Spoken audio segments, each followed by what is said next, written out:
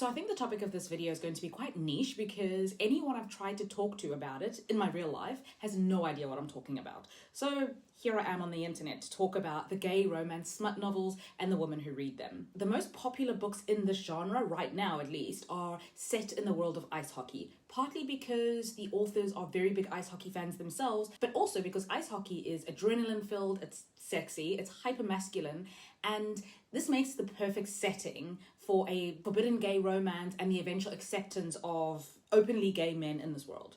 So each book can be read as a standalone romance story, but often the storylines overlap with different members on the team or people around the team. And so the main characters in one book will feature as minor characters in other books. And so it's just this whole universe. And once you start reading, it quickly becomes addictive. A few years ago, the BookTok fandom of these books drew a lot of criticism because they became rabid, taking their smut obsession offline and harassing real-life hockey players. That was really gross and scary and weird, but I guess that's true for a lot of fandoms, right? People get passionate and obsessed to the point of actually being unwell. Also, that one girl, the one who became the poster person for this crazy fandom, also ruined it for a lot of people because until she got really crazy and started making real-life people, real-life hockey players and their wives super uncomfortable, some of the hockey teams actually kind of leaned into BookTok's weird little crush on them. It was cute, but it got toxic real quick. Most of us are fairly well adjusted and we just love these books. And it's not surprising that the fandom for these romances are mostly women and gay men. As a straight woman who reads a lot of these, it seemed pretty self-explanatory as to why we'd be into it, but I guess it's not that obvious. I was already a huge fan of romance fiction, from contemporary romance like Sally Rooney books to the classic bodice rippers from Susan Elizabeth Phillips, and even Regency romances like the Bridgerton books. I devour almost any romance book. But when Call Me By Your Name came out,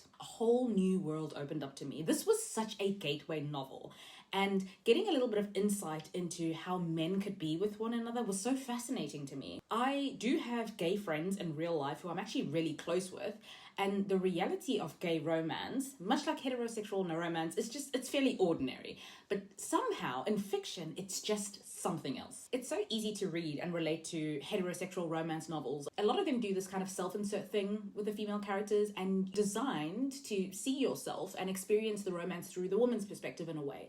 The emotions are familiar, the physical sensations described are familiar, how we see men. Reading about a woman falling in love with a man is something that most of us know and we can relate to it. We can relate to men falling in love with us too, but men loving men in fiction offers this fresh perspective. I mean, men and masculinity are already kind of fascinating to us, but then you add this inaccessible world of ice hockey where we see these highly competitive and powerful athletes, like these stereotypical jock types, be gentle and fall in love with each other. There's just something so mesmerizing about it. And I think that there are a couple of reasons why. Firstly, the secrecy of these romances really raises the stakes and heightens the emotions. These men are physically very close to one another, and there's this kind of platonic intimacy in the teen bond, but also this unspoken understanding that a line can't be crossed. That fear of coming out, risking homophobic attacks, and maybe even worse, like distrust from your teammates, is real. In a fictional setting then, having our protagonists navigate all of this, not just love, life, careers, and family, but this added layer, it makes the journey more interesting and complex,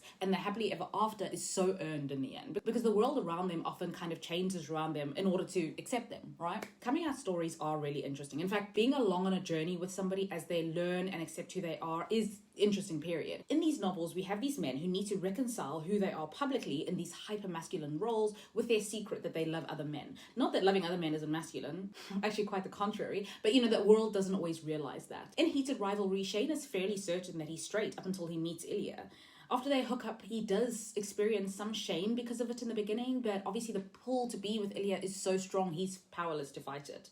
Third, and most obvious probably, men are hot. Reading most well-written heterosexual bodice rippers is great. Like, you're swooning, there's some spicy scenes, you're a bit hot and bothered, but the physicality of two men being intimate is just extra spicy. In the beginning, it kind of feels taboo when you're new to it, and it feels as though it's almost too much, but even then, that experience is also kind of exciting. Now, don't get me wrong, I don't know what most people are doing in the privacy of their own homes, but a lot of women are not reading these books to get off. We read them on public transport, at the gym, you know, while getting a coffee. Like, yes, there's a lot of sex and it's very spicy, and you really enjoy that, but the purpose isn't to get off.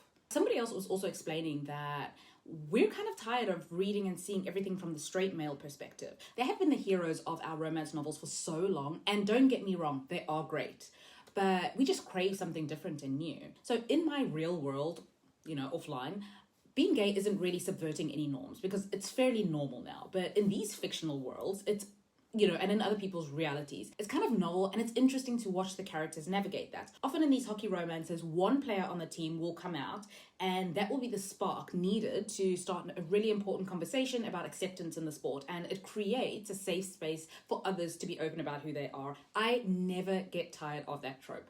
So now I know I've mostly been focused on gay hockey smut, but I'd be remiss if I didn't mention my other favorites, the gay melancholy romance or the gay literary fiction. These are more coming of age novels like Lie With Me, Swimming in the Dark, Call Me By Your Name. I want to say that these books are more introspective and they have more emotional depth, that the writing is generally better.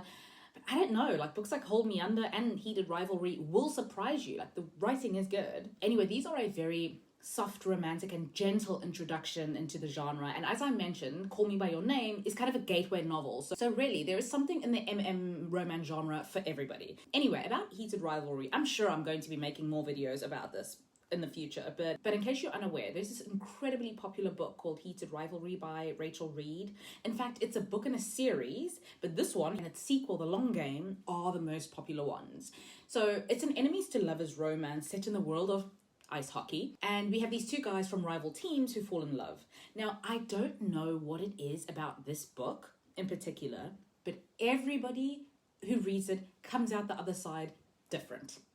For weeks after I read it, I could not shake Shane Hollander and Ilya Rosenhoff. I haven't even read the sequel yet because I'm still processing that first one, and I kind of want to savor the experience. And I'm just not ready. I don't know how to explain it. I'm just not ready. But somebody on TikTok told me that I need to read it because it will heal me from this, this hangover feeling. And anyway, to make things better, I guess, a TV adaptation of the book is coming out in a couple of weeks, and the actors who play these two could not be more perfect. BookTok is having a collective meltdown over this daily, and I don't hate it. I know that BookTok recommendations can be a little bit hit or miss, but I personally have a very diverse taste, and take it from me, you will want to read this book and you will thank me. Anyway, I'd be keen to hear your thoughts on anything really, and thank you for watching.